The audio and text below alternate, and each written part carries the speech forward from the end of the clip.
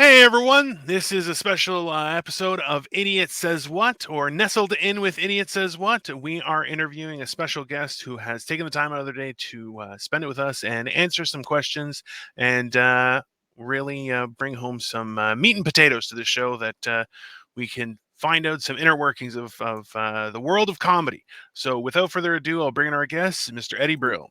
Hey, how you doing? I love. How are you? I'm not a big fan of ado, so further ado, get rid of that right away. Knock that further ado. No problem. A little less ado makes me happy. I like him already. He's setting the bar lower than us. It's making me set at ease. I got a little hungry when he was talking about meat and potatoes, so Right. I'm ready. But I'm actually very honored to have you on here. I remember watching your specials on TV.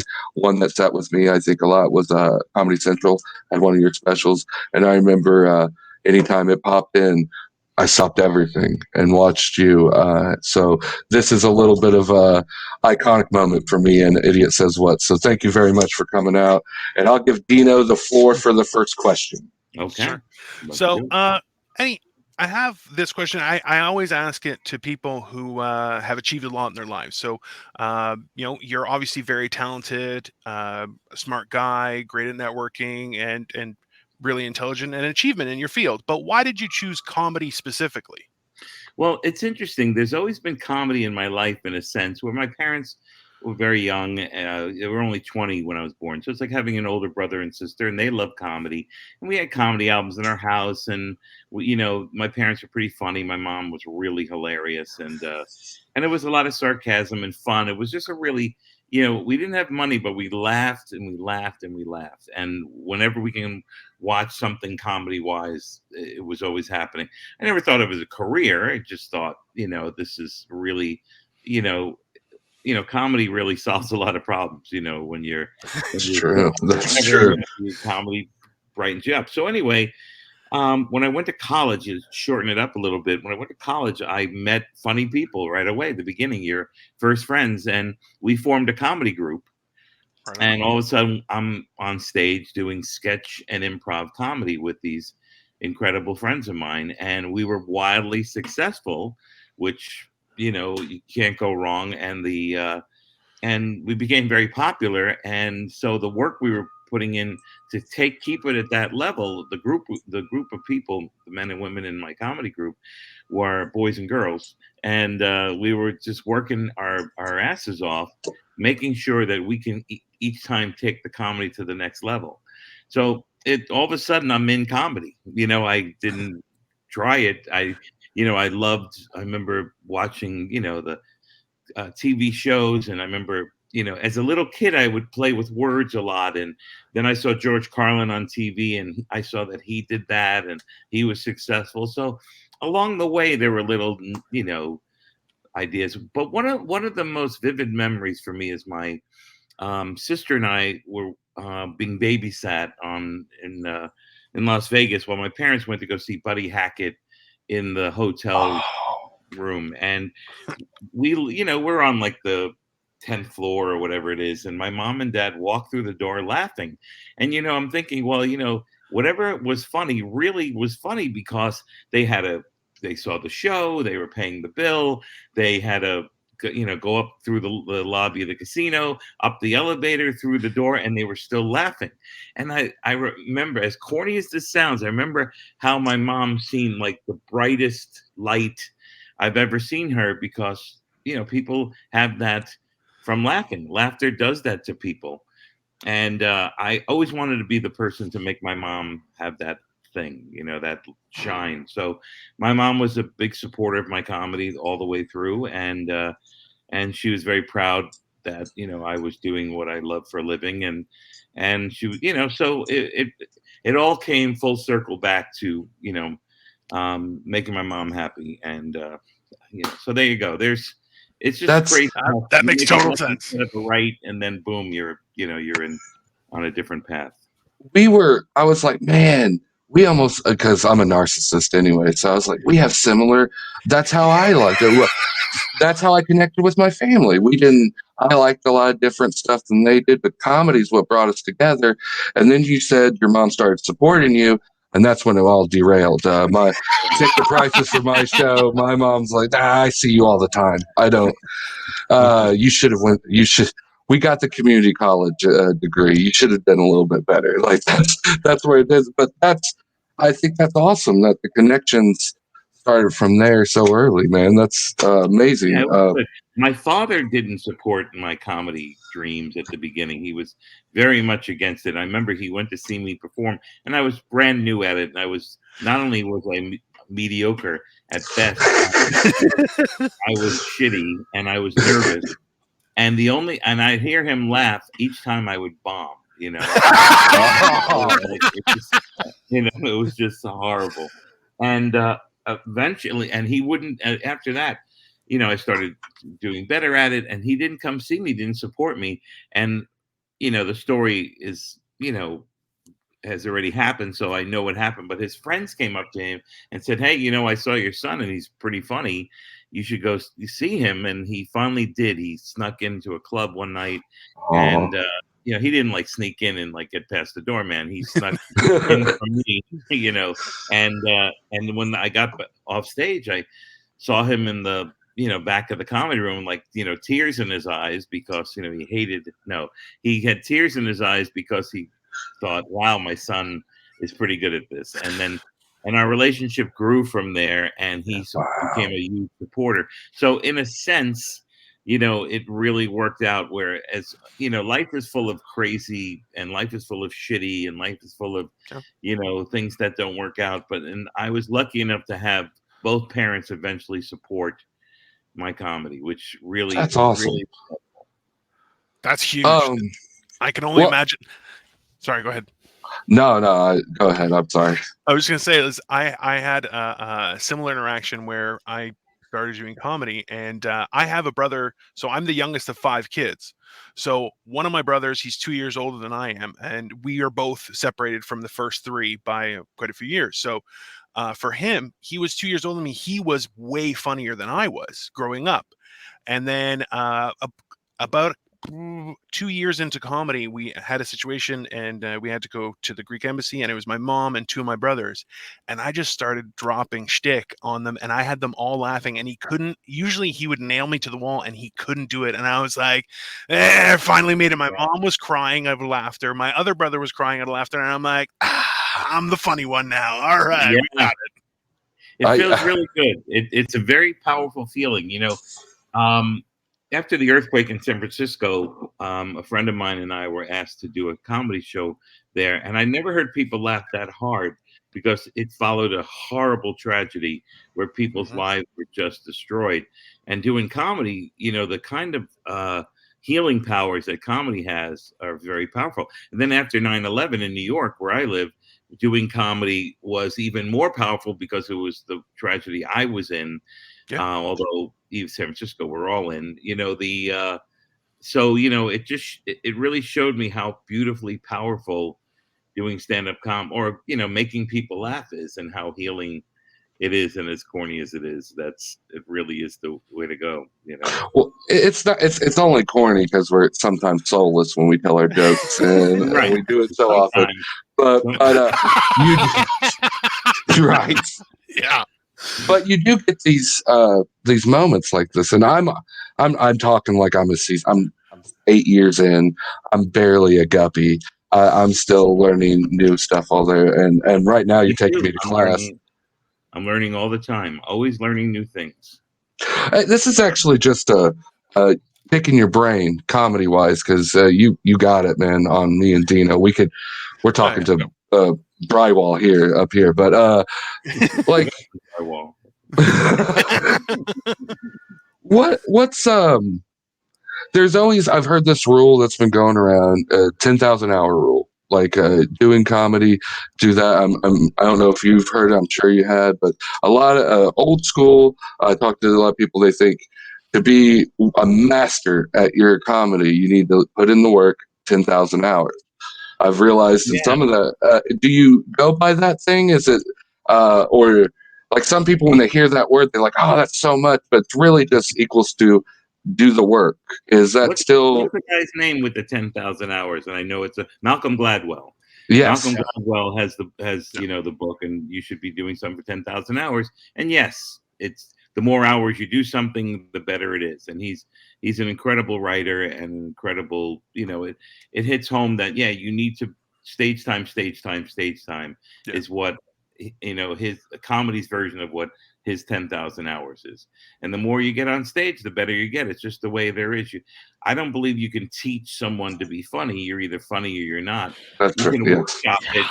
You can workshop it. You can be Yeah. each other's eyes and ears and let people. It's nice to see how, like, it's hard for us to see ourselves. So if you have people you could trust who'll give you some honest feedback, that's beautiful.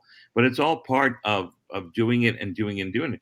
And you know, like I said, I'm still learning things all the time, and it gets better and better and better. I mean, there's always sadness and there's always negativity, and the world has to work that way. It's a give and take. It's Yeah. constantly happening.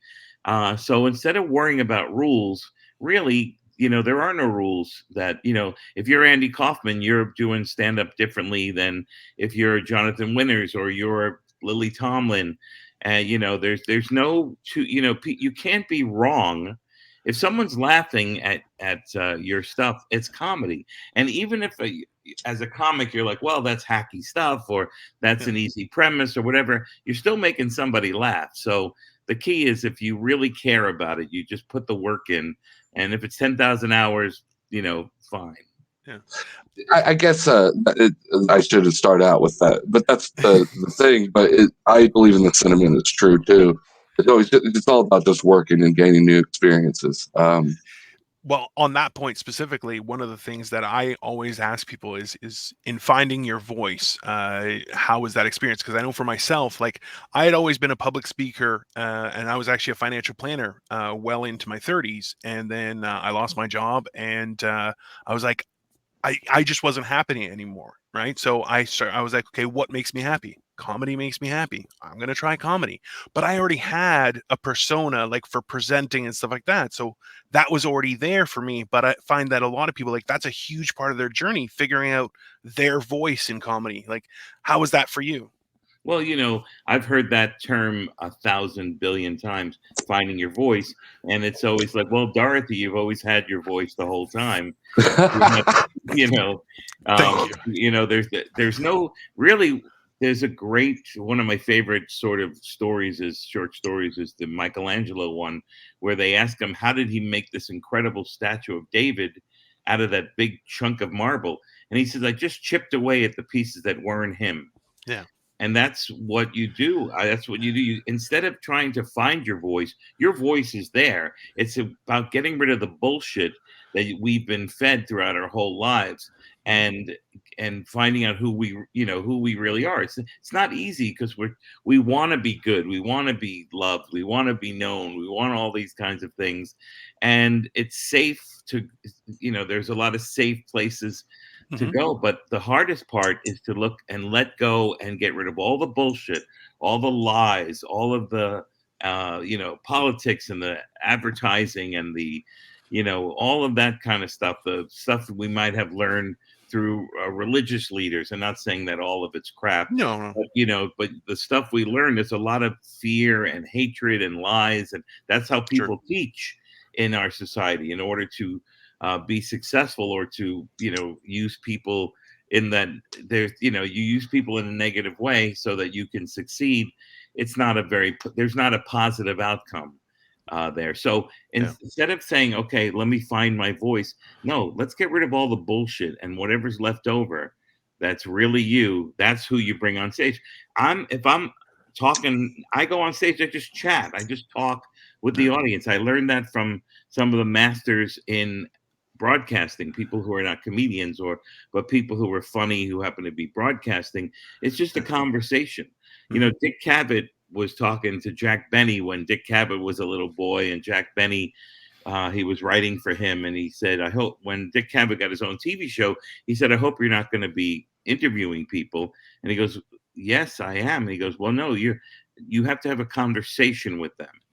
And that's what it is. And I've become a comedian who has a conversation with the audience, as opposed to performing for them. And it doesn't mean that's, doing it differently is Yeah. bad. Like if you're Gilbert Gottfried, you're different than someone who's Of just course. having a chat with the audience. Maria Bamford, the two of them are amazing comedians. So Yeah. again, there's, I'm going all over the place. There's no rules. The rules is you create you tell your truth.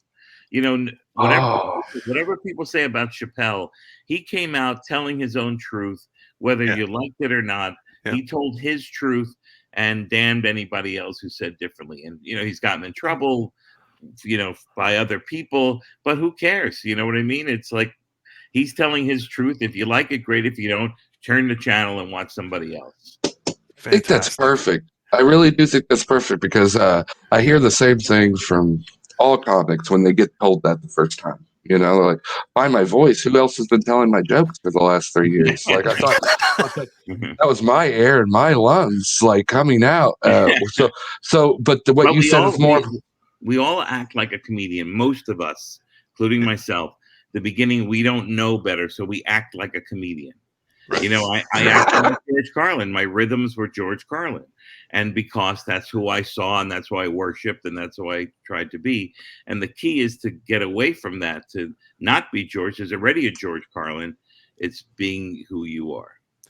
I tell you, Eddie, Oh, I'm usually the one that changes everyone's perspective with the team that we work with and with Tim as well. So right now I'm like, I need a minute. I'm like, that's the first time that one's happened to me. And I'm like, oh, wow, that's an interesting feeling. That's because I absolutely agree with what you said. It's fantastic.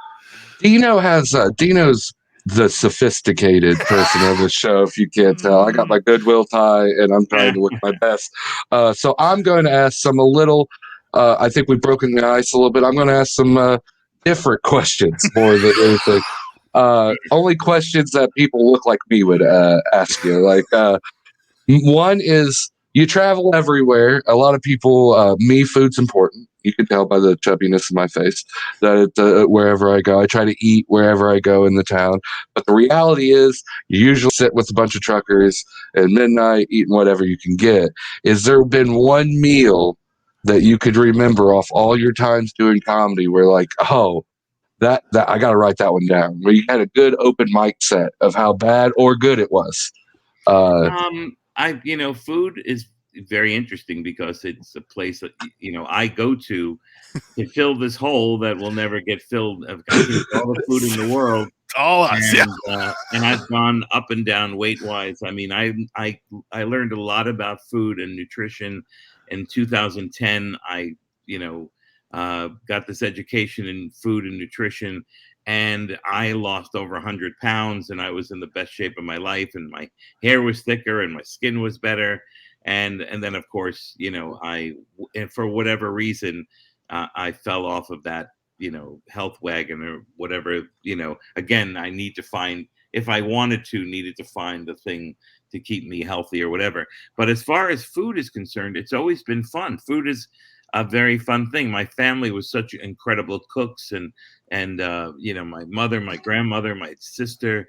I feel like what's that, Chinatown? My sister, my daughter.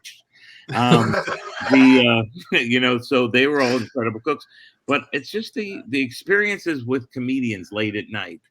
They're in different cities, like especially like San Francisco, where they have some of the best Chinese food in the world.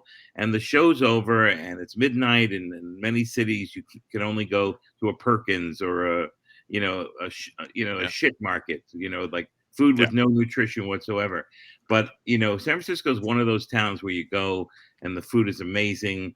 And answer your question, to find out some of the best food in the world. The real food is really delicious. We've spent our lives being lied to about food, being Yeah. told that milk is does a body good, when it's complete opposite.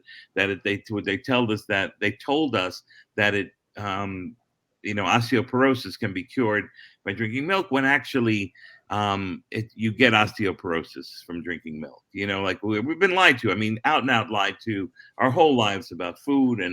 And the key really for me is when I'm at my best and I'm eating really well, my taste buds change to a place where when I eat real food, like farm food or whatever, real food, it's the most delicious food in the world. But again, sugar is, poison, and and it's addictive, and it's the devil.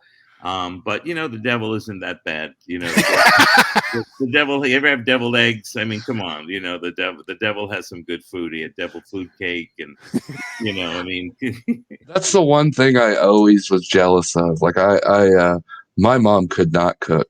Like I didn't realize home baked cookies could be made. Like someone was putting flour right. in a bowl. I was like, what? You didn't buy them from a log and cut them out and bake them? Like that's homemade, right? You baked them at home. And she didn't even know what garlic salt was until I Oh was, God, yeah. check We please. boiled a lot of meat in turkey bacon. So I don't know Oh how I man. ended up like this. But But there's also emotional attachment to food. Like, Yeah. hey, remember when Uncle John had a barbecue at his house, and you just remember him wearing, I don't have an Uncle John, but you're wearing like a smock that says world's greatest burger cooker, and the smells Yeah. came, and the fun and the laughter and the family, whatever. And that's as much a part of the food experience as anything, is the emotion that comes with it. But then again, you watch advertising and you think shitty food is really delicious because they use psychology and lies to get us to buy their products. And the Yeah. same thing with comedy. You think about it. If someone is telling the truth, and their truth, and it's the most relatable truth, that's really powerful, and that really makes a change in your life as an audience member. If you're just feeding the audience bullshit, then they're just, it's like having a one of those fast food burgers late at night. And every that's a once in a perfect while, analogy. yeah, every once in a while, it's like, yeah, I think I'll have a fast food burger. Then you eat one and go, oh, what was I thinking? To add to Story of that, my life. That's a Yeah. story of my life. to add to that analogy, that makes sense for how comedy is in where I'm at in the Midwest. They love fast food, so I can't really get into the intellectual deepness of it. Well, And so I try to. I worked in Nebraska, and the people who would come to the shows would bring me real food from their farms, Oh their yeah. whatever. Oh And yeah, the food was amazing, and they'd make these incredible meals for me just because, look, the Midwest has, there's a certain charm to the Midwest, and look at all like Johnny Carson, Dick Cavett, David Letterman, they're all very funny people from the Midwest. Jake Johansson, from the Midwest. There's the Midwest, there are parts of it that will disappoint you, like everything in life. But I've always enjoyed working, some of the comedy clubs. no, that's 100% true. I tell that to anyone. Midwest, we're just so excited that you came and performed for us in so many ways, because we just want to be somewhat known. Like, hey, I live in Illinois and it's not Chicago. Thanks for recognizing us. Yeah, right.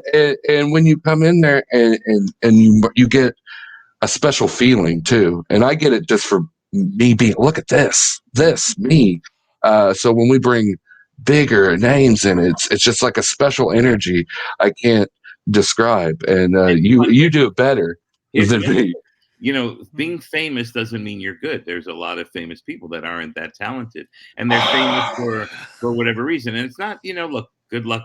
I'm happy for that person, Sure. and if they're Of good course. people and they mean well and they found a little trick to be popular, but I'd rather be good than really be popular. That to me, that That's it's always important. And and again, it's doing what you do and sticking to what you want to do, I think makes you happy. But then, I would be lying to you if I didn't say, if I did a whole hour and didn't get a laugh, I wouldn't, would be happy. You know what I yeah. mean? Yeah. And that's like your forte, right? Like for mine, I'm like, the way I do humor, no one else can do, right? And same, Right. what you do is what you do, and that's one of those things where even with Tim and I, we only started working together fairly recently, but it's like we've had very different lives, but come to the same conclusions each time. So we're able to bounce ideas off each other, but still keep our identity, which I think is huge. Um, one of the things that we were talking about with Tim was like, we've all run shows, and obviously what you did as running a show was a lot more important with regards to the entire community, obviously. Yeah, But I appreciate Dino throwing me in that mix. I don't belong. I'll stand outside and smoke a No. cigarette. But but like, I know that when I ran shows because I'm in Toronto, Canada, and when I would run a show, there were some comics like, "Hey, could I get 15 minutes?" And I'm like, "No, you're horrible. Like, you're just, sorry, I just don't. We're having a good time. Everyone's laughing. Everything's staying lighthearted. Your stuff is a little deep. Maybe next week, right?" So, and then now we have a situation in obviously around the world where people are getting canceled and stuff, and it's like, being a quasi gatekeeper when it comes to booking and everything. Like, when have you seen it where you're going, "Hey, that's not fair," like, or not so much not fair, but where you're going, things have gone too far with this idea of cancel culture and everything? Dino's so good with his words, like a basic cancel culture. Is it bullshit or like is it real? Is it comics just complaining because they have to write harder new material, or is it a legitimate thing that is actually changing and altering the industry before our eyes? Well, I mean, there's a bit of, there is, like racism and misogyny and Yeah. an easy comedy where you just, like you could watch a show like All in the Family, where they talk, they really highlighted how horrible racism is and how, but it doesn't matter because we keep having new generations of parents teaching their children that racism is cool. So when your comedy is just racist, if it's not, you know, poking fun at racism, then it's very sad that I remember working in a comedy club once, and a guy had racist T-shirts, and he wasn't that funny, but he sold all of his racist T-shirts every show because the audiences, this is how they laugh at that kind of comedy.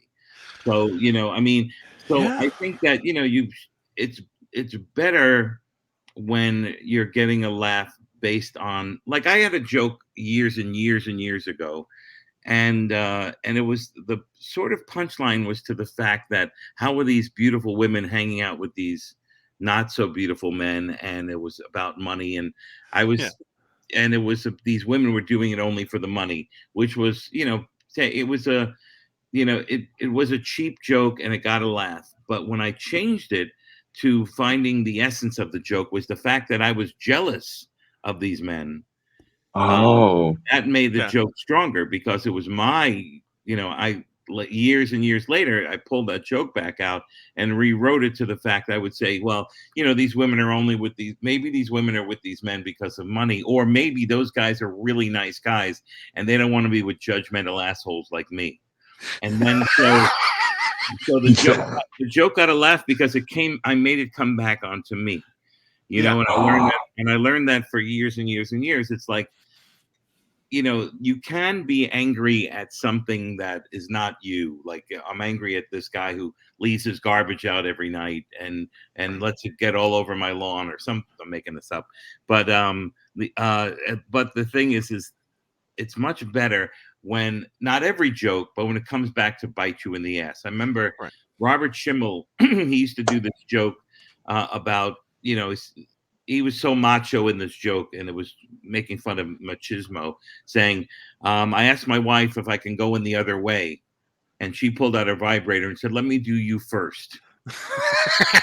And the reason why that works is because he has all of this fake macho Right. insecurity. Macho, most cases, is a sign of insecurity. Like, Right. I'm so good and so powerful that I, rule the world. And in some cases, it's fine, and people like that, and that works out okay. But what Schimmel was saying in that joke was, I'm so tough, and I'm going to tell my wife how to this. And she comes back, and it literally bites him in the ass. And that's, I mean, look at Bill Burr. He's one of the greatest comics oh my! in the world. And, what really, for me, changed in him is when the joke started coming back and biting him in the ass after. Yeah. At the beginning, he was hilarious always and a phenomenal guy. But, the jokes were always, everybody sucks but me. and it's not as compelling as when you go, everybody sucks, but wait a second, I suck too, Yeah. kind of a thing. It's almost like the self-awareness that you have about it, that it's like it goes back to you're given a connection, because just wave from what I got from you, it shows vulnerability without doing it. Like you are still going through the beats and jokes, but you are just another person in the audience that you can relate to as you're giving these people these things. And So also, what? about running and booking. I've been booking comedy since 1984 Yeah. at a comedy club that was very popular in New York. It was the Paper Moon, and it eventually became the Boston Comedy Club. And this was a place where, it's only 52 weeks in a year, and we would do weekends, so you can only have 52 headliners. And eventually it became a headliner club, so you don't have that many spots open for comedians. But it was nice to give, like you were saying, well, if I give someone 15 minutes on the show, it might kill the show. But if you give someone 5 minutes at the beginning of the show, or something like that, Yeah. it is nice to be able to help comics who, Sure. people gave me 5 minutes. People let me go on and maybe not be amazing at it, maybe be shitty. But if you let somebody do 3 minutes, 5 minutes, a lot of biggest mistake is people don't value how important the host of the show is. Thank And a you. lot, and a True. lot of comedy clubs around the country make the mistake of booking the least talented person in the show, as far as experience as the host, and they ruin the show, or can really destroy the night and the future of audiences coming to the clubs. You need the most powerful comic to be the host. In Boston, I went to school in Boston. That's where I started comedy. The host was the headliner. So the headliner would come out and do 20 minutes up front, and then bring up all the comics in the show, and then close with 25. And that you got an amazing show, because you started boom, bang, boom, with one of the greatest comics, in the community. And then, you'd give some kid 5 minutes, or, there was a club that in the South where this person was bragging about how they were helping young comics by, they weren't paying them, but they were putting them on as the host and let them learn from it. Well, first of all, you're an asshole for not paying them, because you put them in a position to host a show. Yeah. To be paid for it. And secondly, you're ruining that comedian's chances of getting really great. Well, hosting is an incredible way to learn as well. But when you're starting out, the first thing you should get is stage time after a professional host, not to start the show from scratch. I learned that the hard way. I brought shows here, and I was like, I'll just host, and it was the roughest beginning 2 years, and I learned a lot. I have to thank the comics though, because comics, at least some can be not forthright, but most around here were, to me, they were. It's like, hey, you did this wrong, you did this wrong. Why are you doing another 15 minutes before the headliner? What are you doing? And when you make all those mistakes, but I agree, but also I think that's where I lie in produce. I have your same idea. It's like I can't compete with no comedy clubs or anything like that. What I try to do is compel to the comics. I let you come here, see if your material can travel to different audiences of what you've been known to. Maybe build some new ones. Spread your wings a little bit, depending how much where you're at. If you've done 7, let's try to do 10. And if you don't feel comfortable, like that's where I'm at. I want a loose feeling to where comics can build, because where I'm at, we're 3 hours away from every open mic. Yeah. So I like, if you're traveling through, you're going that far, at least I can do is like, hey, here's a beer, $20, see what you could do. Yeah, You it's about know, respect, and then that's appreciated by myself and every comic around. Is if you respect the comedian and treat them like, look, I'm a comedian like you, and let's do this together and make this work. For me, the biggest lesson was going to Europe as a comedian, because now it's not about the jokes as much as it's about, making humans laugh. And it's like, you don't look at, they didn't have the same upbringing you did, or the references like, hey, remember that show Mannix? It's like, no. You couldn't do. I don't have a joke. I don't have a joke about Mannix. Nobody knew what that show was, but it was. You can't give references unless, the key is really to write for human beings as audiences, and it makes you a better comic, makes you a better performer. Plus, the other thing that I learned about working in Europe was how much pandering is done in American comedy. Just the fact that we have this intro that we do for each comedian, like the audience is gonna, and we've trained audiences to expect an intro. And I've seen comedy specials that are horrible on Comedy Central or on Netflix, even. As great as a thing that Netflix is, I've seen some bad ones. So if you say you might have seen this person on Netflix, well, it doesn't mean they're good. It means it means something else. It could mean that they're good, but it could mean something else. So we do a lot of pandering. Like we ask the audience to give yourselves a round of applause for coming out tonight. And in reality, what we're doing is going, look, we don't have the ability to get you guys going, so we're going to have you guys in this. Start yourself off. Yeah. So think about it. What audience member goes, I never thought about it, but I haven't gone out before, and I should be thankful that I've gone out tonight. And that's so nice of you to acknowledge that. Thanks for coming out. They leave a show, and like not once did they ask how we were doing. Yeah, like by a round of applause. and I had a babysitter, and they didn't even notify the audience about that either. Yeah, I will not be coming back to the Strip Mall Comedy Club in Duluth, Minnesota. I'll tell you that right now. Yeah. Like I agree 100%. And sometimes I like to make a mockery of it on stage, but you got to be careful because it is traditional. You are breaking some traditional values. Yeah. Some people might. I understand that. Same. But I try not to. When I first went to England, and I gave the MC my intro. He looked at me, horrifically, and then later in the week, he admitted he thought that I was bragging to him. He didn't know what an intro was. Oh, that makes sense. I went up to him and started telling him about my career. It's like, I don't give a shit. I don't know you. Why are you coming up to me and telling me about your career? And then when I told him it's an intro, he said, intro, why would you introduce yourself and set yourself up for failure by telling people how good you are? The way that they can tell is if you're funny. And, then you hear Norm Macdonald or Colin Quinn talk about, look, I'm not up here for applause. I'm up here for laughter. And, as a comic, a lot of times you'll give yourselves a round of applause for coming out tonight. It's like, look, I've gone out before. I don't really need to applaud the fact that I've gone out tonight.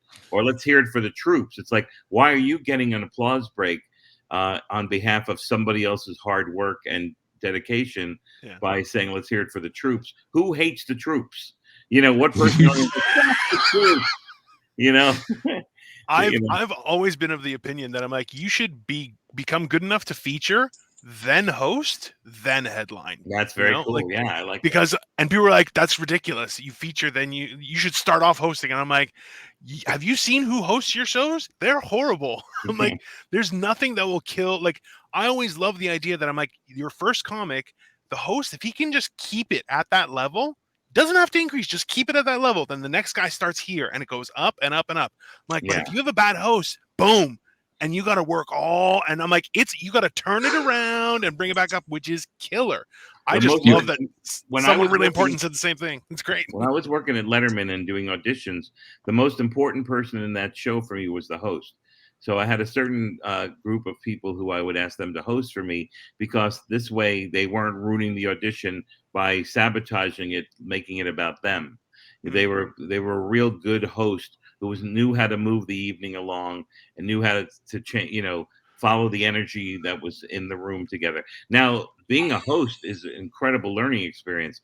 For 14 years, I hosted every Monday night at Caroline's in New York, and it was an incredible lesson in becoming, a better comedian. You become better for hosting.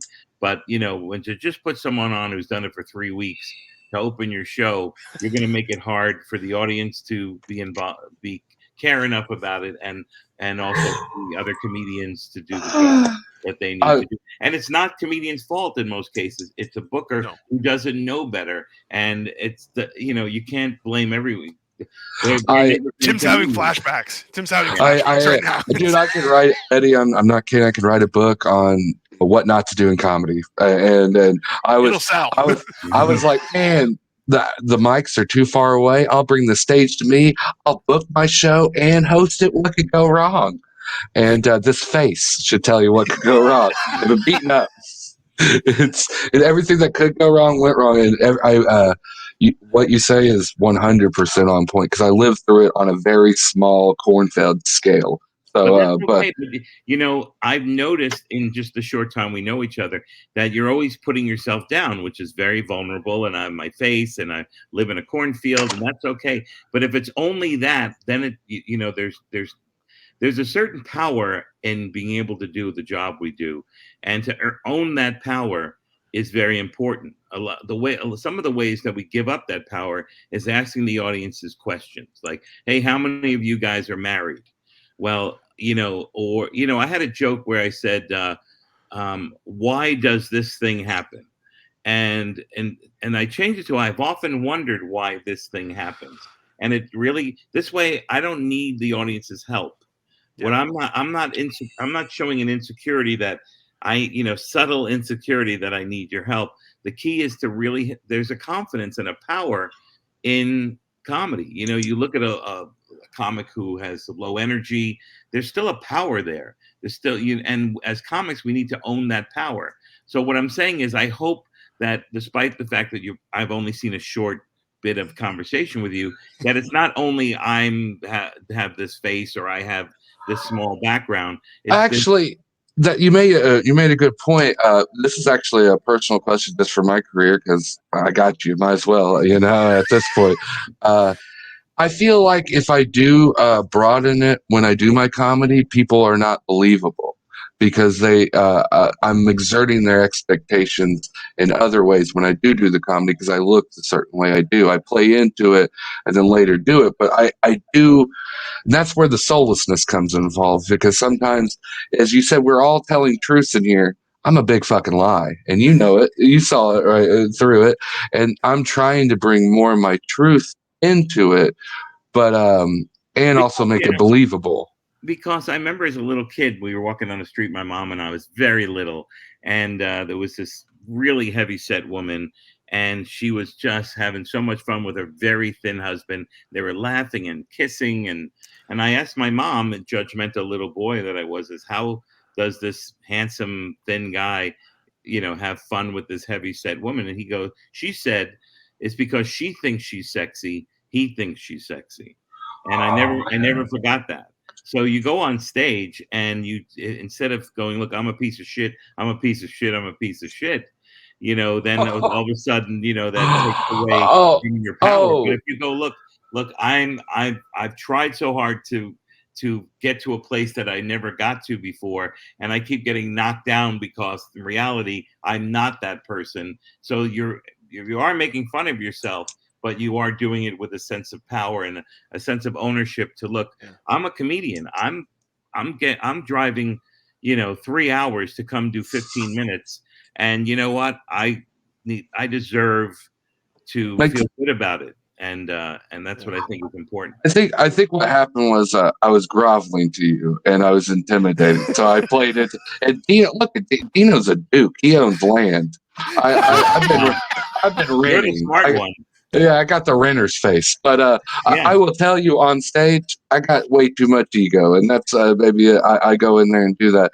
I think you are 100% right. I do use my look as a crutch, though, and I knew I was going to get exposed. That's why I was like, oh man, he's going to get me.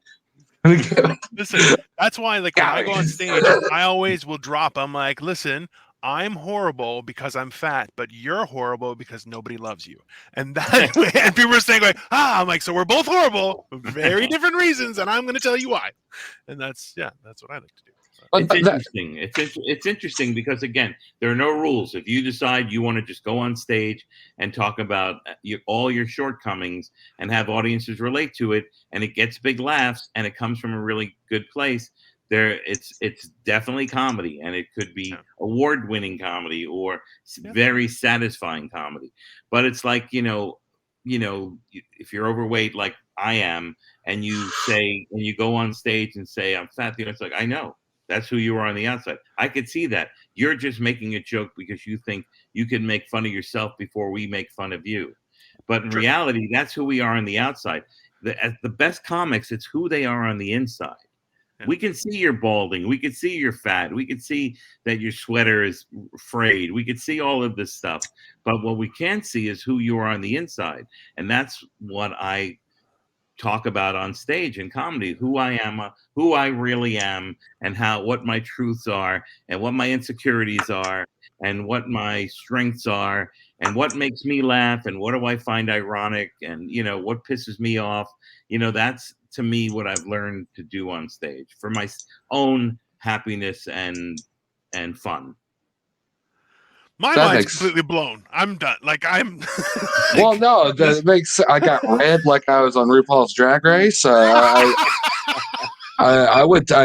gonna get some tea. He told. I was taking notes. I got my post-its out. I was like, he's talking. I assume my mom's going to marry him because he talked to me like a father, and his name is Ed. She's married only 5 of those, so you might be on board. Yeah, 6 is a good number. It's a good prime number. But that's enlightening as heck. I think anyone who's doing this comedy that speak directly to me and Dino, and he's a Canadian. He's already all across the border. But look at our backgrounds. Dino has like a brick wall, and he has really great graphics. And you and I, we just have whatever we're stuck with in the background. So you can tell that Dino really has a lot of pride in his life and surroundings. You can see that. Like you he have has no idea how pertinent that is. Friday night I'm back. I think that's Friday night. I can't read that, but you have the nice background at least, Oh, trust me, I am creating an entire illusion over here. People assume that I'm just some fat guy from Canada. I'm like, I'm so much more, and trust me, I will rub it in your face. It's great. Yeah, but I will. You might be assuming what they're assuming. I just won't, Eddie. I won't tell my wife you don't like our living room curtains. That's all I'm going to say. I'll keep you a friend of the family, and I'll tell you and I'll say you love my mom's cooking too. We'll just keep you all in. I appreciate. Not many people look out for you like that, and I appreciate that. Before we get you out of here, because we've took way too much of your time already, and you're a busy man. I have to ask one more stupid question because this is the stuff that I dig. I've performed in my history of all types of places. The ones I like the most are the ones you don't normally perform comedy at. And my 2 favorite are a bowling alley and a nursing home. Various degrees of success. Yeah. One has a better story than the other. But when you were doing it, I've looked up, and you've done corporate gigs. You've done all the gigs. Is there one gig, you don't have to get too into depth, or that sticks out above all the rest, maybe for its uniqueness and creativity? I'm lucky enough to have a few of those, and one of them was sort of I misunderstood what the gig was about, and it was a lot bigger than I thought it was. And that's happened a few times in my life where I was supposed to do some small private party in England, and it turned out it was a corporate gig for American Airlines. And luckily, I was pretty good at corporate gigs.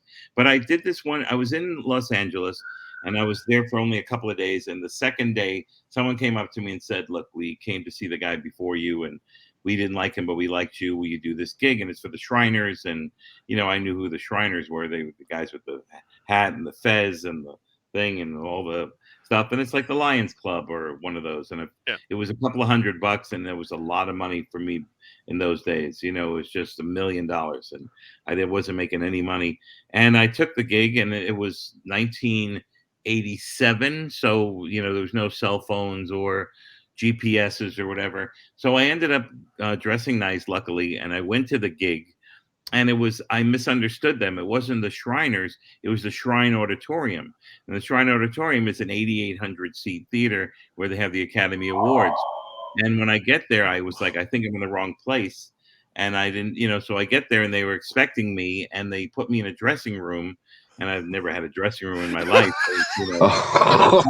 Smaller than the dressing room. And the other performers in the show were like Jimmy Stewart, the actor, and Jerry Lee Lewis, and the Shirelles. And it was just this, oh my, what is this? And they said it was a benefit for children that the firemen and the policemen are putting on, and we're raising money for them. And we have a sold out 8,800 people in the audience show.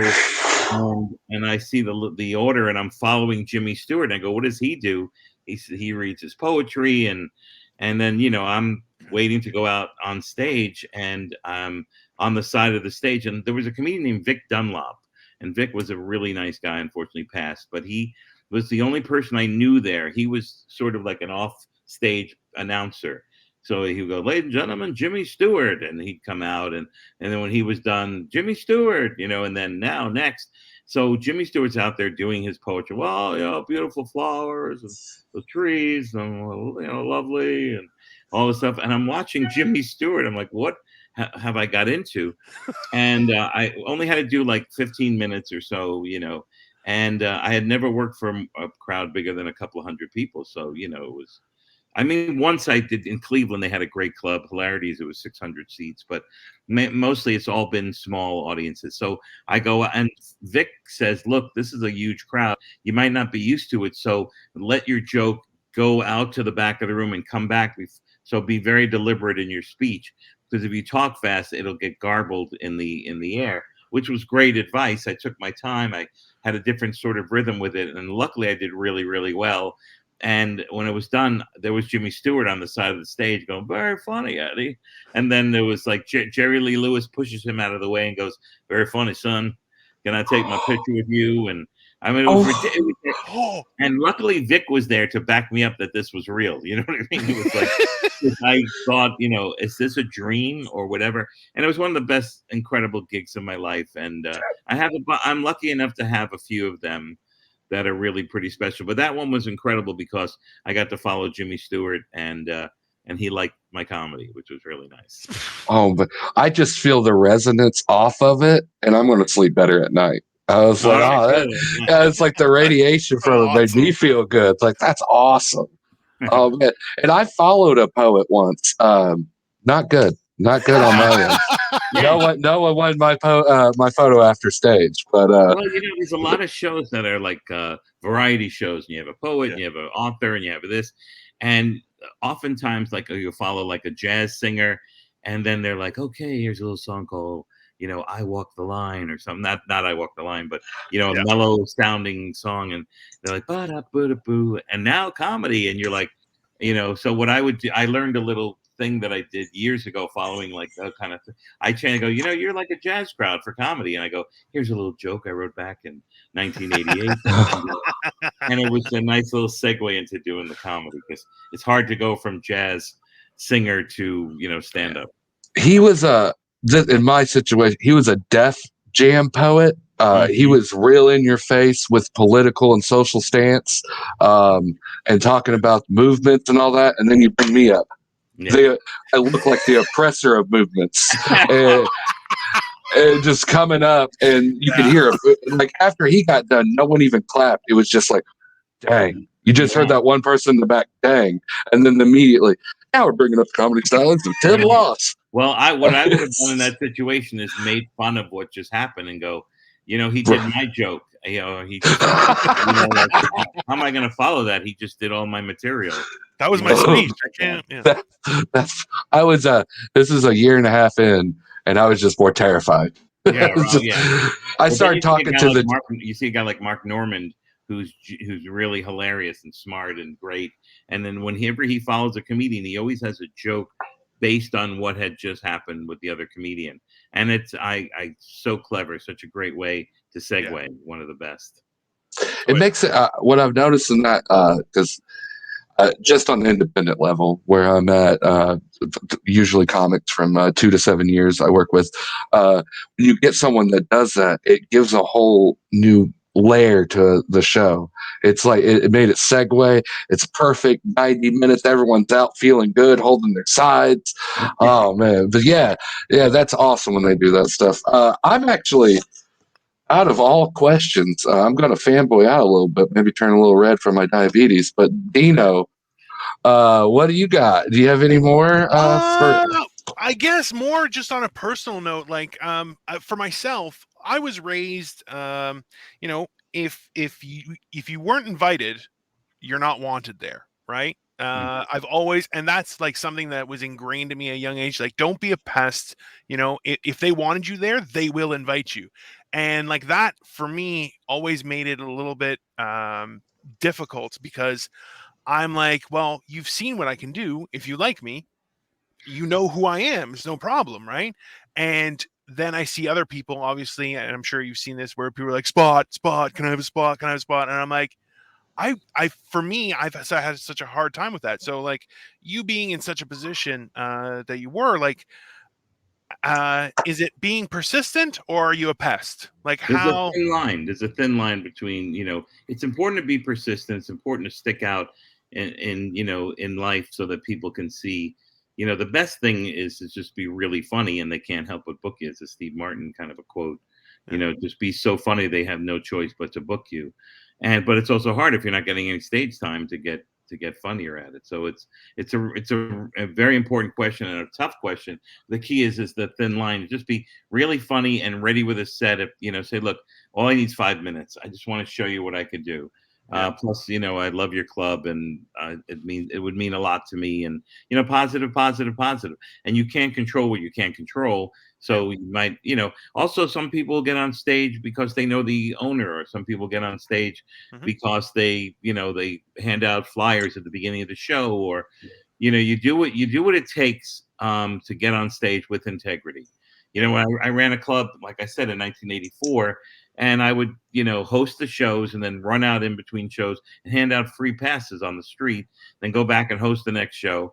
And I couldn't sit around and be in the glory of the audience who loved the show. I had to be out there having out passes. Eventually, we were able to get 2-for-1s with these passes. Then eventually people came on their own. You do what it takes to get on stage with integrity, and that's the key.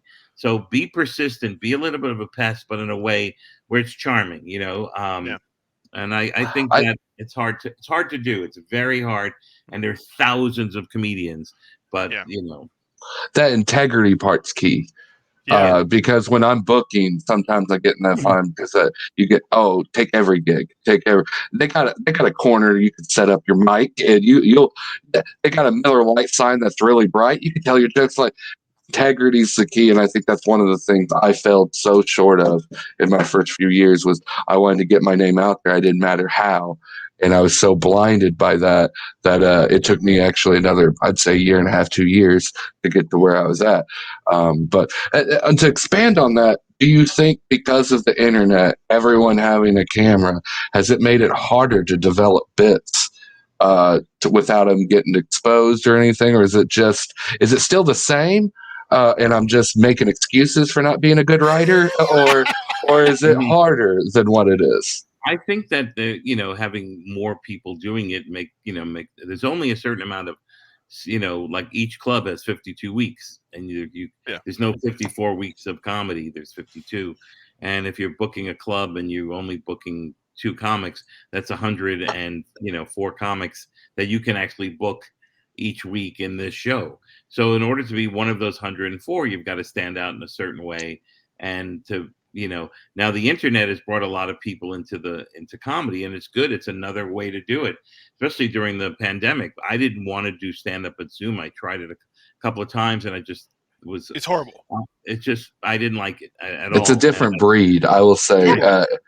What I do on stage to hear has to be 2 different things completely, because I don't have the feedback from the audience. It's weird. That's the important thing. There's a rhythm in a comedy club that you can create and control. Like if they're laughing, you could hold off before you say your next line. If they're not laughing, you can say your next line a little sooner.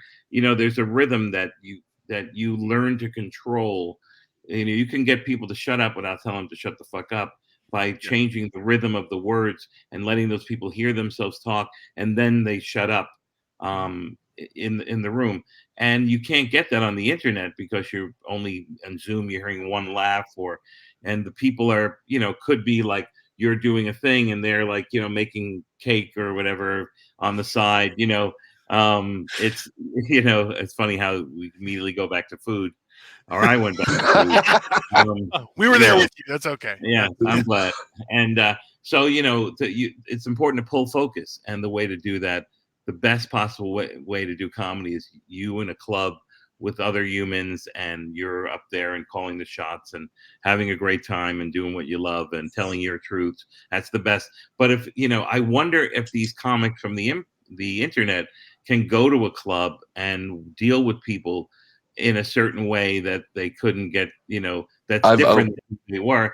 And hopefully they can, and they can adjust and say, look, okay, whatever. I mean, I wish everyone well. I really don't, it's a competition, but there's nothing I can do about, um, you know, anybody else except myself. Yeah. Even when I tell these stories to you, or if I talk to you about how I feel about comedy, I learn more each time.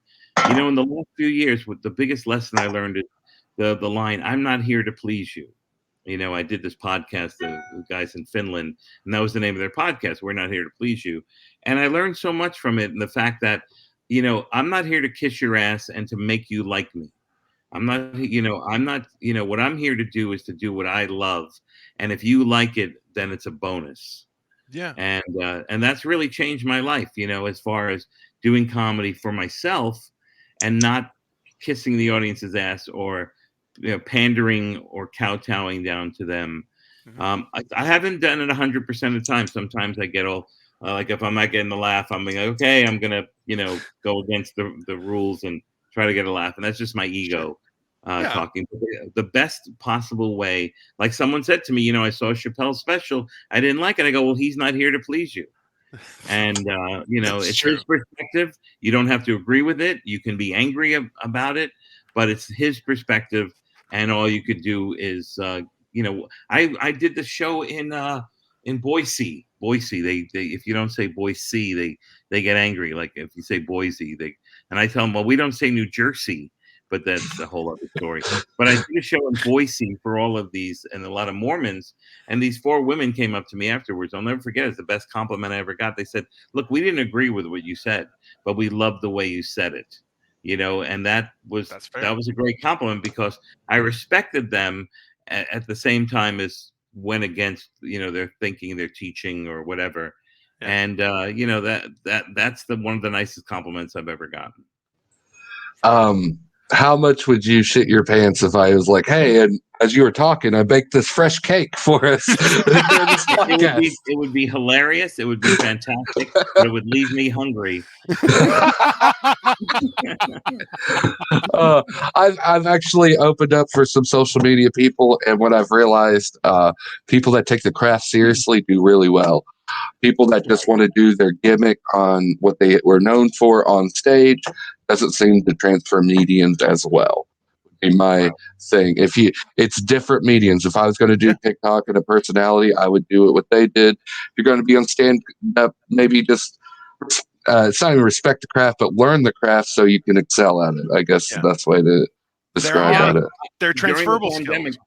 during the pandemic, I created some shows where I had a conversation with the head of the company, and all the audience was the people in their company listening. And I had a conversation where we talked about, like this kind of a conversation. And then I started talking about material and how I wrote it and how I came up with the ideas and how I made adjustments. And then I had a Q&A at the end, and the people from the thing were asking questions, and an hour would go by, and it was an entertaining hour. It wasn't stand up, but it wasn't me trying to shove stand up down, something Yep. of the, to try to make it fit and be really get that one laugh, or have the little boy run through the room in his diaper, and you're going, oh no, I can't do that joke because there's children there. Showed up to a gig. I showed up to a gig, and it was a winery wedding anniversary / balloon. I was like, and comedy show. Why not? Yeah. Did you guys know there's comedy here tonight? Hey. Right. I'll walk behind the there are flower balloons, girl. for God's sake. There was livestock as well. Pig names. It's better Why than not? death, 2021. Who knows? No, that's I've It's always almost 2022. I can't believe it. Oh, that's yeah. I like to tell people, I'm like, so I had done 3 years of comedy before the pandemic. So that means now I've done like 10 years, because this time I'm not sure how much time has passed, but it has been a journey. But no, whenever I went to a couple of Zoom mics where there was no involvement. As soon as someone else was talking, everyone's head just went down because they were looking at their phone or whatever. And I'm like, no, we're not. We're just going to, I'm here just to talk. And I'm like, we're not live broadcasting. We're not doing anything. So what's the point of this? Right. Yeah. And that was them. Like, they're not the same. Like, there are transferable skills. Sure. But that's, making almost Lego turned and it, doing surgery. They have transferable skills. They're not the same. Right. it almost turned into stand-up theater. Yeah. Like True. people were Which is fine, you know. yeah, it's fine. It's its own little niche brand and Yeah. everything. And hey, I'm doing it right now. Hey guys, Tim Lost Comedy, Eargasm Network. But it's definitely true. Like what I like about some of the stuff we're doing here is we're trying to catch the feel after the show, not much some of the material, but how everyone just sits back and talks and gets that freelance, Yeah. just that energy, because sometimes that's the best part. And And I think it's important to share ideas. I mean, I was very lucky and blessed, you know, and I don't use that word that often, blessed, but to have comedians reach out to me when I was younger and say, look, kid, you have something here and you should stick with it and whatever. And I've, you know, when I was in LA in the late 80s, I was lucky to be living pretty much at the Comedy Store and was there every night. And like my living room was the Comedy Store. And I, you know, got this incredible advice either by watching these great comedians or them coming up and saying something. So I think it's important to share, you know, that and pay it forward kind of thing, which I've dedicated my whole life in comedy to do these kinds of things. Like I don't know you guys, and then you call up and say, "Hey, can I interview you?" I'm never really going to say no because I think, you know, if you help one person, that's really great. Or if we have a conversation that inspires me to help myself, it really is really great. So, you know, I think that's so important, and I think a lot of comics look at comedy as like, oh, you know, I've got to hold it tight and I can't let it go. But in reality, the kind of conversations that you have with comedians or with people along the way, we're all humans. You know, if we've done comedy for 10 years and another guy's done it 5, it doesn't mean that the 5-year comedy person is less of a person, just Right. less experience. I remember getting treated poorly by comedy clubs. Like I'd work with a headliner and I've been, say, doing it 20 years and they, you know, and the headliner's doing it 40, and they'll treat me like I'm a brand new beginning comic because I'm not the famous, you know, major headliner at the time Yeah. or whatever. So instead, you know, the key really is to pay it forward and to help people out. And what you're doing, you guys are doing is pretty much that similar thing. well, I could just say, even if you messaged back no, you would have made our whole week. Oh my God! You would Those have are 2 letters. you would have validated. He knows we exist. Like, and when you said yes, everything you said actually happened. Just on this show and the last show, we tried to up our game and get our writing back and just do whatever we can. So just your little influence there made shockwaves where you can't even comprehend here. And I'm done fanboying out. This has been like, dude, honestly, the mark it off the list. Fucking awesome. Sorry, I had to throw the F word in there, but it deserved it. I will believe And it. Don't worry. and it was amazing, man. If Dino's got any more for you, I'm just gonna sit back and smile and Listen. show off my I'll, my dental. I'll be honest. My wife literally from when we first started dating always called me a bubble popper. Is like, because I'll walk in and I'll change someone's perspective on a regular basis without even an intention of doing it. And Eddie, you did that to me. I'll tell you that right now. I saw yourself and I'm like, okay, wow, he said yes.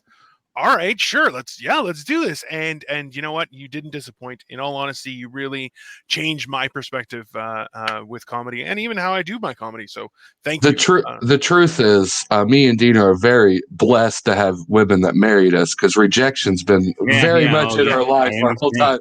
Neither is a hunchback. Neither is a hunchback either. Like, they're right. not, Very important.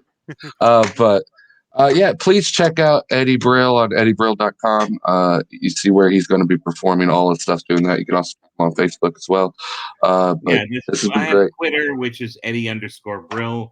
I have Eddie_Brill there, and Eddie Comic at Instagram. And if you have questions, feel free to write, or, you know, whatever you want, you know, to get we'll in put touch links with you in the description for Great. everything. So make sure that if anyone can follow you there and find out when your shows are. Excellent. Fantastic. I'm going to tell my dad I talked to you. He might let me back for Christmas. This is going to be great. Thank God. It'd be weird if you showed up at Christmas and I was there. It's like, we got him back. That's a number 5, bro. I told you. Who would have thought? You knew something was going on. We got called back. That Yeah. was brutal, and I loved it so good. This is so good. Oh, Eddie, you've been great. Okay, thank you so much. This has been Nestled In with Idiot Said What, everyone. Have a great night. All right.